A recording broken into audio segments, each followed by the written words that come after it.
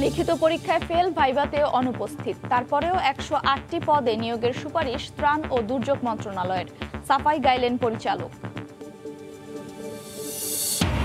5 October খুলছে ঢাকা বিশ্ববিদ্যালয়ের হল। থাকতে পারবেন স্নাতক চতুর্থ বর্ষ ও মাস্টার্সের শিক্ষার্থীরা।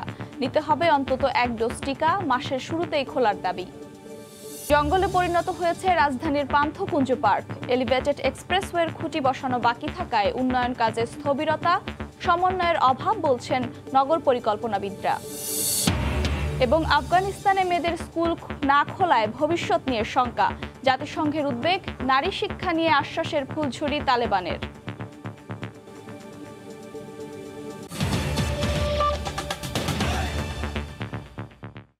সময় সংবাদের সঙ্গে আছি আমি আফরোজা মৌটুসী। অনিয়মের অভিযোগে নিয়োগ পরীক্ষা স্থগিত করেছে ত্রাণ ও দুর্যোগ মন্ত্রণালয়। লিখিত পরীক্ষায় অকৃতকার্য এবং মৌখিক পরীক্ষায় অংশ না নেয়ার পরও ঘূর্ণিঝড় প্রস্তুতি কর্মসূচির 108টি পদে নিয়োগের সুপারিশের অভিযোগ ওঠে। ভুক্তভোগী পরীক্ষার্থীদের দাবি, মোটা অঙ্কের লেনদেনে নিয়োগ দেওয়া হয়েছে অকৃতকার্যদের। তবে পরিচালকের দাবি, কিছু ত্রুটি থাকলেও হয়নি কোনো অনিয়ম। সাদাত রহমতুল্লাহর রিপোর্ট। ঘূর্ণিঝড়ের সতর্ক বার্তা এবং জনগণকে নিরাপদ স্থানে পৌঁছে দেয় ঘূর্ণিঝড় প্রস্তুতি কর্মসূচির প্রধান কাজ। সেই কাজেই জুনিয়র সহকারী পরিচালক এবং রেডিও অপারেটর সহ 108 পদে নিয়োগ দিতে বিজ্ঞপ্তি দেয় দুর্যোগ ও ত্রাণ মন্ত্রণালয়ের ঘূর্ণিঝড় প্রস্তুতি কর্মসূচি। গত 28 আগস্ট অনুষ্ঠিত পরীক্ষার ফলাফল প্রকাশ করা হয় 30 আগস্ট। পরে 4 থেকে 6 সেপ্টেম্বর নেওয়া হয় মৌখিক পরীক্ষা। ভুক্তভোগীদের অভিযোগ, লিখিত পরীক্ষায় উত্তীর্ণদের তালিকায় নাম নেই, তবুও সাবাহ বিন হোসেনকে সহকারী পরিচালক পদে নিয়োগের সুপারিশ করা হয়েছে। একইভাবে সমন নামে আরও একজনও লিখিত পরীক্ষায় পাশ না করেই পেয়েছেন নিয়োগ সুপারিশ। এই তালিকায় পরিচালকের ছেলের নাম থাকার দাবি পরীক্ষার্থীদের। শুধু তাই নয়, নিয়োগ পরীক্ষায় ফলাফল ঘোষণা করার পরও নতুন করে 2 জনের নাম যুক্ত করে আবারও ফলাফল প্রকাশ করে প্রতিষ্ঠানটি। এছাড়াও একাধিক কর্মকর্তার সন্তানের নামও একই কায়দায় ঢোকানো হয়েছে বলে অভিযোগ তাদের। কর্মকর্তাদের ছেলে মেয়ে ওখানে বেশিরভাগই নিয়োগ পেয়েছে। নিয়োগ তো বাতিল চাবই, যে এরকম একটা প্রহসনমূলক নিয়োগ অবশ্যই বাতিল করতে হবে। সব মিলে মনে 108টা পোস্ট। তো এই সামান্য কটা পোস্ট নিয়ে যদি ওনারা এই ধরনের খেলাধুলা করতে পারে, তাহলে অন্যান্য বড় বড় নিয়োগগুলোর অবস্থা কি আপনি একটু ভাইবা দেখেন। এসব অভিযোগ প্রসঙ্গে মগবাজারে থাকা ঘূর্ণিঝড় প্রস্তুতি কর্মসূচির পরিচালকের দাবি, নিয়োগ নিয়ে কোনো দুর্নীতি হয়নি, তবে ত্রুটিগুলো খতিয়ে দেখা হচ্ছে। এটা ম্যাটেরিয়ালিটি থাকলে অবশ্যই সরকার এটা সিরিয়াসলি নিবে এবং স্থগিত করেছে। নিশ্চয়ই আমরা প্রাথমিকভাবে পেপার দিয়েছি, তারাও চেক করছে, তারাও সব চেক করে এটা হয়তো কন্টিনিউ করে অথবা কন্টিনিউ করবে। কেউ দায়ী হলে তার বিরুদ্ধে ব্যবস্থা নেবে, দায়ী না হলে নাই।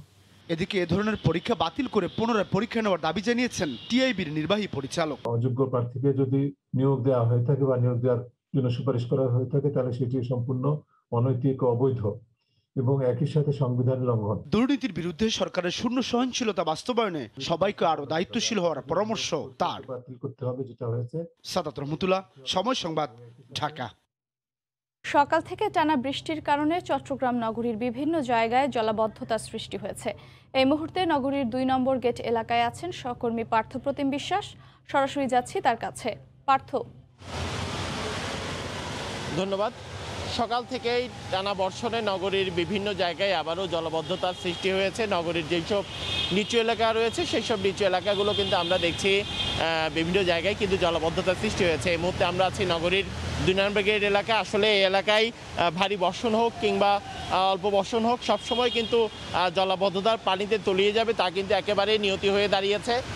শুধু এই 2 নম্বর গেট এলাকায় নয়, নগরীর মুরাদপুর, বদরহাট, কাপাসগুলা এলাকা সব জায়গায় আমরা খবর নিয়ে যতটুকু জানতে পেরেছি যে জলাবদ্ধতার সৃষ্টি হয়েছে। সকাল থেকে আজকে ভোরের আলো ফোটার পর থেকে আমরা দেখছি নগরী জুড়ে টানা বৃষ্টি হচ্ছে এবং এর কারণেই কিন্তু নগর জুড়ে জলাবদ্ধতার সৃষ্টি হয়েছে। এতে চরম দুর্ভোগে পড়েছে রাস্তায় বের হওয়া সাধারণ মানুষজন।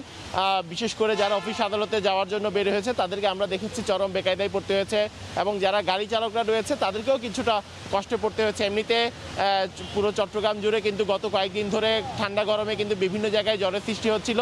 তো হঠাৎ করে বৃষ্টির কারণে নগরে বিভিন্ন জায়গায় জলাবদ্ধতার সৃষ্টি হওয়ায় সাধারণ মানুষ কিন্তু অনেকটাই বেকায়দায় পড়েছে। তারা বলেছে বিভিন্ন জায়গায় পানি জমে যাওয়ার কারণে আরেকটা ঠান্ডার সমস্যাও কিন্তু তাদের মধ্যে দেখা দিয়েছে। এছাড়া আরেকটি বিষয় হচ্ছে প্রতি বৃষ্টিতে এই বন্দরনগরী চট্টগ্রামে জলাবদ্ধতার নিচে পানির নিচে তলিয়ে যাবে, সেটি যেন এখন একটা স্বাভাবিক ঘটনা। আসলে নানা নর্দমাগুলোর ঠিকমতো পরিষ্কার না করার কারণেই অল্প বৃষ্টিতেও কিন্তু জলাবদ্ধতার পানির নিচে তলিয়ে যাচ্ছে, সেটি কিন্তু অভিযোগ করেছে সাধারণ মানুষজন। তারা বলছেন জলাবদ্ধতা উন্নয়ন প্রকল্পের যে কাজ চলছে 5,500 কোটি টাকার যে কাজ চলছে সে কাজটি যদি শেষ হয় তাহলে হয়তো কিছুটা সুফল আসবে, কিন্তু 3 থেকে 3.5 বছর সময় অতিবাহিত হলেও এখনো পর্যন্ত নগরবাসী তেমন কোনো সুফল কিন্তু আসলে পরিলক্ষিত হচ্ছে না, যে কারণে সামান্য বৃষ্টি হোক, অল্প বৃষ্টি হোক কিংবা ভারী বর্ষণ হোক এবং তার সাথে যদি জোয়ারের পানি যোগ হয় তাহলে অবশ্যই নগরীর যে নিচু এলাকাগুলো রয়েছে সব এলাকায় কিন্তু আসলে প্রতি বর্ষায় পানির নিচে তলিয়ে যাবে। আজকেও কিন্তু এর ব্যতিক্রম নয়। আমরা সকাল থেকেই দেখছি নগরীর বিভিন্ন জায়গায় জলাবদ্ধতার সৃষ্টি হয়েছে। তো এই ছিল আমার কাছে এখনো পর্যন্ত নগরীর 2 নম্বর গেট এলাকা থেকে এখানকার সর্বশেষ খবর। বৃষ্টির কারণে চট্টগ্রাম নগরীর বিভিন্ন জায়গায় জলাবদ্ধতার সৃষ্টি হয়েছে। সরাসরি যুক্ত হয়ে সে খবর জানাচ্ছিলেন সহকর্মী পার্থপ্রতিম বিশ্বাস। সমাজ সংবাদে আরও থাকছে, বাংলাদেশের পুঁজিবাজারে বিদেশি বিনিয়োগ বাড়াতে এবার সুইজারল্যান্ডের 2টি শহরে রোড শো, অর্থনীতিকে শক্তিশালী করার আশা।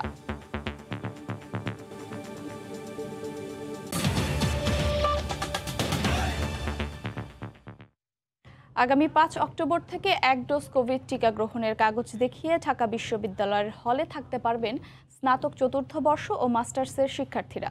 জাতীয় পরিচয়পত্র না থাকা শিক্ষার্থীরা জন্ম সনদ ব্যবহার করে টিকার জন্য করতে পারবেন নিবন্ধন। শাকির আহমেদের রিপোর্ট। স্নাতক চতুর্থ বর্ষ এবং মাস্টার্সের শিক্ষার্থীদের জন্য আগামী 5 অক্টোবর থেকে হল খুলে দেওয়ার সিদ্ধান্ত নিয়েছে ঢাকা বিশ্ববিদ্যালয়। 1 ডোজ কোভিড টিকা গ্রহণের প্রমাণ দেখিয়ে হলে থাকতে পারবেন শিক্ষার্থীরা। তবে শিক্ষার্থীরা বলছেন 5 অক্টোবর পর্যন্ত হল বন্ধ থাকলে তারা এখন যে মেসে থাকছেন সেখানে পুরো অক্টোবর মাসেরই ভাড়া গুনতে হবে। তাই মাসের প্রথম দিন হল খুলে দেওয়ার দাবি তাদের। আমরা যে মেসে থাকি, মেস ভাড়া নিয়ে এই 5 তারিখ পর্যন্ত থাকতে হলে তাদের এক্সট্রা ভাড়া দিতে হবে, মানে 5 তারিখের ভেতরেই ভাড়া দেওয়া লাগবে। শিক্ষার্থীদের দাবির সঙ্গে একমত বিভিন্ন ছাত্র সংগঠনের নেতারাও। বিশ্ববিদ্যালয় প্রশাসন যে তারিখ নির্ধারণ করেছে আমরা মনে করি এটি অযৌক্তিক এবং বিশেষ করে অবিবেচনা প্রসূত। সেক্ষেত্রে আমরা মনে করি যে বিশ্ববিদ্যালয়ের এই সিদ্ধান্তকে অবশ্যই পুনর্বিবেচনা করা উচিত। যদি 1 তারিখে হল খুলে দিত তাহলে কিন্তু শিক্ষার্থীদের 1 মাসের ভাড়াটা বেঁচে যেত যারা টিউশনি করে খায় বা মেসে ছিল। তবে অক্টোবরের শুরুতে ভর্তি পরীক্ষা থাকায় 5 অক্টোবরের আগে হল খোলা সম্ভব নয় বলছে বিশ্ববিদ্যালয় প্রশাসন। বেশ কয়েক মাস আগে থেকেই অক্টোবরে 1, 2, 22, 23, 9 করা আছে। এখন দেখুন, এবং এই পরীক্ষাগুলো ঢাকা বিশ্ববিদ্যালয় ক্যাম্পাসেও হচ্ছে না, ঢাকা সহ 8টা বিভাগের শহরে হচ্ছে। আমরা শুধু এই পরীক্ষাটাকে মাথায় নিয়ে ক্যাম্পাসে যদি আমরা হাজার হাজার ছাত্র এবং হাজার হাজার পরীক্ষার্থী এবং অভিভাবকবৃন্দকে একসাথে ক্যাম্পাসে নিয়ে আসতাম, তাহলে আপনার স্বাস্থ্যবিধির যে প্রাথমিক যে কতগুলো শর্ত সেটা লঙ্ঘিত হতো। আগামী 26 সেপ্টেম্বর থেকে খুলবে বিভাগীয় সেমিনার ও কেন্দ্রীয় লাইব্রেরি। বিশ্ববিদ্যালয় মেডিকেল সেন্টারকে রূপান্তর করা হবে শিক্ষার্থীদের টিকাদান কেন্দ্রে। শাকির আহমেদ, সময় সংবাদ, ঢাকা। ঝোপঝাড় জঙ্গলে ভরে গেছে রাজধানীর পান্থকুঞ্জ পার্ক, চলছে মাছ চাষ। আধুনিকায়নের লক্ষ্যে 2019 সালে কাজ শুরু হলেও বন্ধ রয়েছে প্রায় 3 বছর। এ বিষয়ে ক্যামেরার সামনে কথা বলতে নারাজ সংশ্লিষ্ট কর্মকর্তা। তবে জানা গেছে পার্কের মধ্যে ঢাকা এলিভেটেড এক্সপ্রেসওয়ের কয়েকটি খুঁটি বসানোর কাজ বাকি রয়েছে বলেই এই স্থবিরতা। নগর পরিকল্পনাবিদরা বলছেন 2 প্রতিষ্ঠানের সমন্বয়ের অভাবেই সেবাবঞ্চিত নাগরিকরা। কাজল আব্দুল্লাহ রিপোর্ট। রাজধানীর অন্যতম ব্যস্ত এলাকা কারণ বাজার, বাংলা মোটর, হাতিরপুল ও পান্থপথ জোন। জনবহুল এই পরিসরে একটু স্বস্তির জায়গা হিসেবে খ্যাত পান্থকুঞ্জ পার্ক, যেখানে দিনের শুরু ও শেষে অনেকেই করতেন শরীরচর্চা, আর দুপুরে তপ্ত রোদে ক্লান্ত পথচারীর খণ্ডকালীন বিশ্রামের আশ্রয় ছিল এ পার্ক। বছর 3 আগেও খুব ভালো পরিবেশ না থাকলেও উন্মুক্ত ছিল সবার জন্যই। বর্তমানে ঝোপঝাড়ে পার্ক অনেকটাই জঙ্গলের মতো। সংস্কারের লক্ষ্যে নিরাপত্তা বেষ্টনীর জন্য দেয়া টিনের বেড়া ভেঙে পড়েছে, চুরি হয়ে গেছে অনেক জায়গায়। পার্কের ভেতরে কাটা নালায় চলছে মাছ চাষ। এসব অব্যবস্থাপনা নিয়ে দক্ষিণ সিটি কর্পোরেশন জানায় ঢাকা এলিভেটেড এক্সপ্রেসওয়ের 3টি পিলার বসবে পান্থকুঞ্জ পার্কের মধ্যে, কিন্তু পিলারগুলোর পয়েন্ট না জানতে পারায় উন্নয়ন কাজ স্থগিত রয়েছে। যদিও ক্যামেরায় কথা বলতে নারাজ সংশ্লিষ্ট কর্মকর্তারা।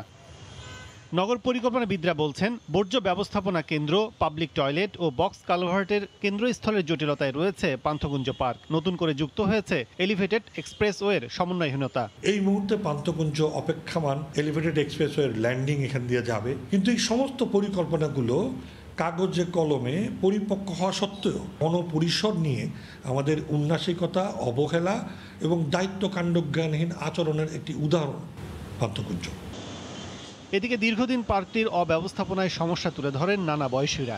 খেলতে অনেক অসুবিধা হচ্ছে, আমাদের এখান থেকে দূর দূরান্ত যাইতে পারছি, বাণিজ্য মাঠে যাইতে হইতেছে, কলমের মাঠে যাইতে হইতেছে। আমরা আগে খেলতে আসতাম, এখন আমরা খেলতে পারছি না। পার্কে মানে না আসার মতনই একটা জঙ্গল, আফ্রিকা একটা জঙ্গলের মতন হয়ে রয়েছে। আমাদের এখানে যদি একটু মানুষের হাঁটা চলা বা বিনোদনের যদি ব্যবস্থা অতি দ্রুত সম্ভব করা যায়, তাহলে আমাদের সবার জন্য হয়তো মঙ্গল হবে। 2017 সালে ঢাকা দক্ষিণ সিটির জল সবুজে ঢাকা কর্মসূচির আওতায় উন্নয়ন কাজ চলছিল পান্থকুঞ্জ পার্কের।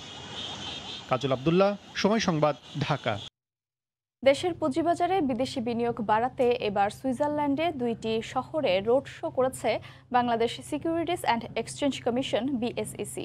সংশ্লিষ্টদের প্রত্যাশা, দেশের পুঁজিবাজার সহ অন্যান্য খাতে এই রোড শো থেকে বিনিয়োগ বাড়বে, যা দেশের অর্থনীতিকে আরও বেশি শক্তিশালী করবে। সুইজারল্যান্ডের জুরিখ থেকে আরও জানাচ্ছেন লুৎফুর রহমান বাবু।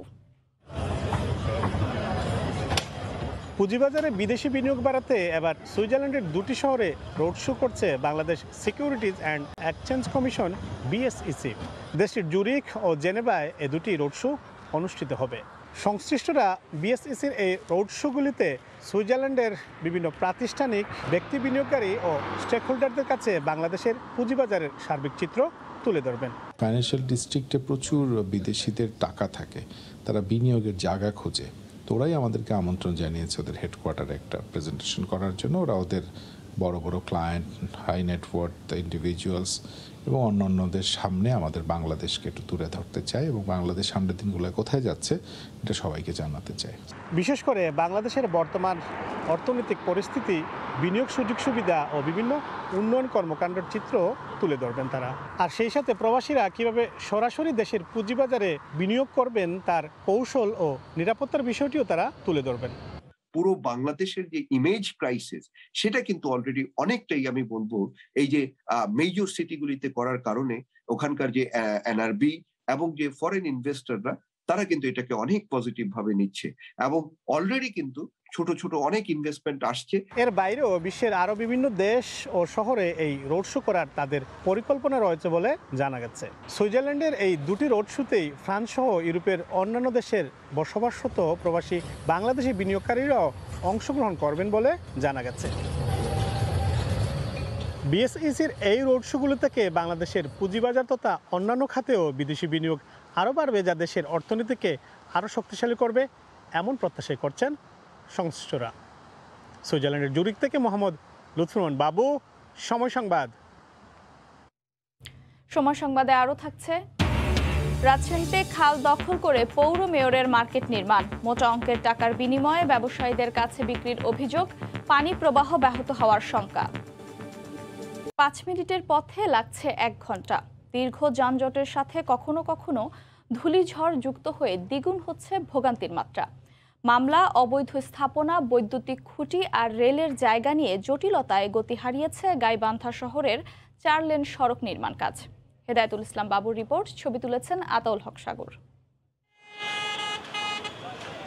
একে তো যানজট, তার উপর ধূলিঝড়ের ঝাপটায় নাকাল হয়ে পথ চলাই এখন নিয়তিতে পরিণত হয়েছে গাইবান্ধাবাসীর। শহরে 4 লেন প্রকল্প বাস্তবায়নে কচ্ছপ গতিতে দীর্ঘ যানজটে অফিস আদালত হোক আর হাসপাতালেই হোক, পথের বিড়ম্বনার শেষ নেই। আর এ ভোগান্তির জন্য অজুহাতেরও শেষ নেই ঠিকাদারি প্রতিষ্ঠানের। যদি কোনো রোগী এই রাস্তাতে যায়, তার বাচ্চা রাস্তায় হবে, হাসপাতাল পর্যন্ত পৌঁছতে হবে না। এত যানজট, রাস্তাঘাটে আমরা চলাচল করে পাচ্ছি না, খুব সমস্যা। যেখানে আমাদের 5 মিনিটের রাস্তা, সেখানে আমাদের 1 ঘন্টা আধা ঘন্টাও লেগে যাচ্ছে।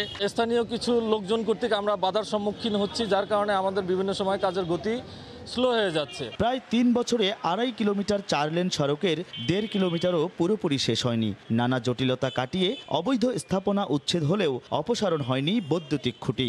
রেলওয়ে জমি হস্তান্তর না করায় রেলগেটে থমকে আছে 4 লেন সড়কের কাজ। রোডসের সাথে আমরা সমন্বয় করে কাজ করতেছি, বাধাগুলো অপসারণ হলে খুব শীঘ্রই আমরা এটাকে ঠিক করে দিতে পারবো। 30 শতকেরও অধিক জমি রেল থেকে সড়কের পথে মানে ব্যবহারের অনুমতি দেওয়ার প্রশ্ন আসবে। এই ভূমির যে দাম সেটা আমরা সাব রেজিস্ট্রার অফিসে চেয়েছি।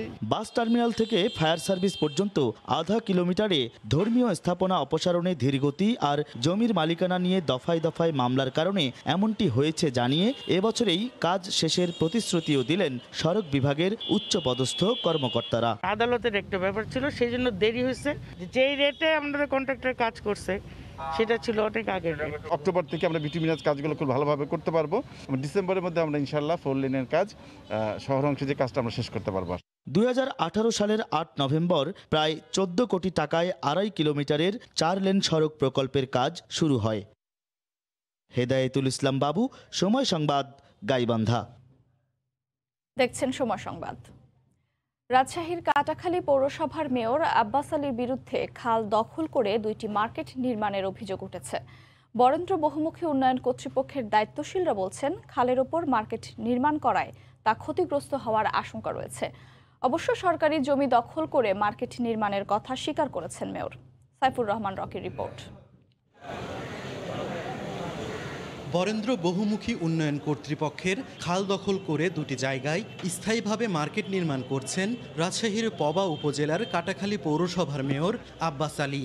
সরেজমিনে গিয়ে দেখা গেছে খালের উপরে স্ল্যাব বসিয়ে ঝুঁকিপূর্ণভাবে দোতলা 2টি মার্কেটের নির্মাণ কাজ চলছে। মার্কেটে মোট 14টি দোকান রয়েছে। অভিযোগ উঠেছে, সরকারি জায়গা দখল করে গড়ে তোলা এসব দোকান মোটা টাকার বিনিময়ে বিক্রির জন্য পায়তারা করছেন ক্ষমতাসীন দলের এই পৌর মেয়র। খবর পেয়ে জেলা প্রশাসক অবৈধভাবে গড়ে ওঠা এই মার্কেটের নির্মাণ কাজ বন্ধ করে দিলেও পৌর মেয়রের নির্দেশে আবারও তা শুরু করেছেন বলে জানান নির্মাণ শ্রমিকরা। কাজ করতে করতে কদিন কাজ বন্ধ রেখে পর্যন্তই আবার 2 দিন পরে আবার কাজ করে। মাস 1.5-2 একর মতন হচ্ছে। কাজ করছে আমাদের কাটাখালী পৌরসভার মেয়র মোহাম্মদ আব্বাস আলী। স্থায়ীভাবে মার্কেট নির্মাণের ফলে খালটি ক্ষতিগ্রস্ত হওয়ার আশঙ্কা করছেন বরেন্দ্র বহুমুখী উন্নয়ন কর্তৃপক্ষ। মার্কেট করার কোনো সুযোগ নেই এবং আমরা মার্কেট করার কোনো ইয়েও দিই তাকে পারমিশন আমরা দিতে পারি না, ওটা আমরা জানিও না।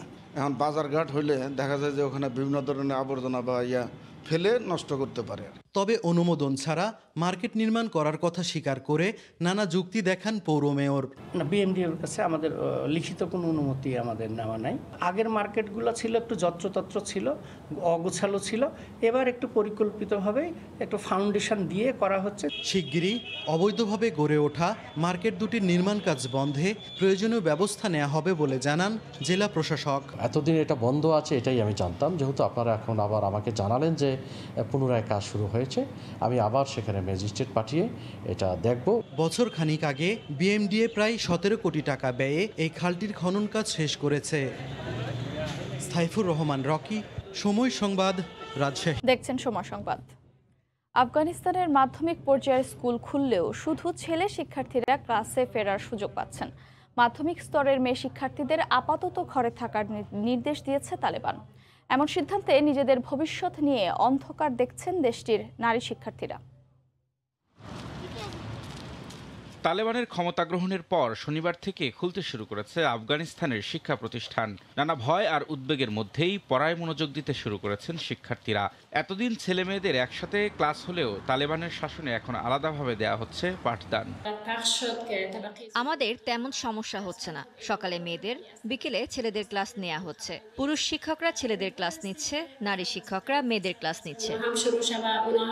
প্রাথমিক স্কুলগুলোতে ছেলে মেয়েদের আলাদাভাবে ক্লাস নেওয়া হলেও ব্যতিক্রম মাধ্যমিক পর্যায়ে। তালেবান সরকারের শিক্ষা মন্ত্রণালয়ের ঘোষণা দিয়েছে, 7ম থেকে দ্বাদশ শ্রেণীর শিক্ষা কার্যক্রম চালু হচ্ছে। পুরুষ শিক্ষক ও শিক্ষার্থীরা তাদের নিজ নিজ শিক্ষা প্রতিষ্ঠানে উপস্থিত থাকবেন। তবে নারী শিক্ষক এবং শিক্ষার্থীরা ফিরতে পারবেন কিনা এ বিষয়ে কিছুই জানানো হয়নি।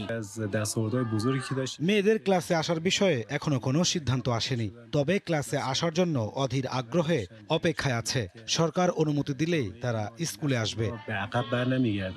মেয়েদের স্কুলে যাওয়ার কোনো নির্দেশনা না আসায় আফগানিস্তানে নারীদের ভবিষ্যৎ নিয়ে গভীর উদ্বেগ জানিয়েছে জাতিসংঘ। সংস্থাটির শিশু তহবিল বা ইউনিসেফ বলেছে, সব বয়সী মেয়েদের জন্য আর দেরি না করে পুনরায় শিক্ষা শুরু করার সুযোগ দেওয়ার বিষয়টি খুবই গুরুত্বপূর্ণ। তালেবানের একজন মুখপাত্র জানিয়েছেন, দ্রুত মেয়েদের স্কুল খুলে দেওয়ার বিষয়ে তাদের পরিকল্পনা রয়েছে। তালেবানের অন্তর্বর্তী সরকারের কর্মকর্তা থেকে সরে আসছে তালেবান, বাস্তবায়ন করছে না তাদের দেয়া প্রতিশ্রুতি। রবিউল ইসলাম আওলাদ, সময় সংবাদ। দেখছেন সময় সংবাদ। নারী এশিয়ান কাপ বাছাইয়ের খবর। জি গ্রুপে নিজেদের প্রথম ম্যাচে জর্ডানের মুখোমুখি হবে বাংলাদেশ। উজবেকিস্তানের তাশখন্দের বুনিয়াদকর স্টেডিয়ামে ম্যাচটি শুরু হবে বাংলাদেশ সময় আজ বিকেল 4টায়। এশিয়ান চ্যাম্পিয়ন্স ট্রফি সামনে রেখে নেপালে 2টি প্রস্তুতি ম্যাচ খেলেছে সাবিনা সানজিদা কৃষ্ণারা। সেই ম্যাচগুলোর অভিজ্ঞতা কাজে লাগাতে চান লাল সবুজ জার্সিধারীরা। এবার তাদের প্রতিপক্ষ জর্ডান। ফিফা র্যাঙ্কিংয়ে জর্ডানের অবস্থান 63 আর বাংলাদেশের 137। প্রতিপক্ষকে শক্তিশালী মানলেও সেরাটা দিতে শতভাগ প্রস্তুত গোলাম রব্বানী ছোটনের দল। 2014 সালে সবশেষ এশিয়ান কাপের বাছাই পর্ব খেলেছিল বাংলাদেশ নারী ফুটবল দল। সেবার কোনো সাফল্য পায়নি বাংলার জয়িতারা। এরপর অবশ্য 2018 সালে আর অংশ নেওয়া হয়নি সাবিনাদের। এবার দলগত পারফরমেন্স উপহার দিয়ে ভালো কিছুর প্রত্যয় লাল সবুজদের। নিজেদেরকে মানিয়ে নিয়েছে এবং আমরা ইতিমধ্যে 2-3টা সেশনও করেছি খুব ভালোভাবে এবং মেয়েরা মানসিকভাবে প্রিপেয়ার আছে। মেয়েরা 100% প্রস্তুত কম্পিটিটিভ ম্যাচ খেলার জন্য। আমি দেশবাসীর কাছে দোয়া চাচ্ছি যাতে মেয়েরা তাদের সর্বশক্তি দিয়ে খেলতে পারে। সময় সংবাদের শীর্ষ সংবাদগুলো জানিয়ে দিচ্ছি আরেকবার। লিখিত পরীক্ষায় ফেল, ভাইভাতেও অনুপস্থিত। তারপরেও 108টি পদে নিয়োগের সুপারিশ ত্রাণ ও দুর্যোগ মন্ত্রণালয়ের। সাফাই গাইলেন পরিচালক। 5 অক্টোবর খুলছে ঢাকা বিশ্ববিদ্যালয়ের হল। থাকতে পারবেন স্নাতক চতুর্থ বর্ষ ও মাস্টার্সের শিক্ষার্থীরা। নিতে হবে অন্তত 1 ডোজ টিকা। মাসের শুরুতেই খোলার দাবি। এ ছিল সময় সংবাদের সঙ্গে থাকুন সময়।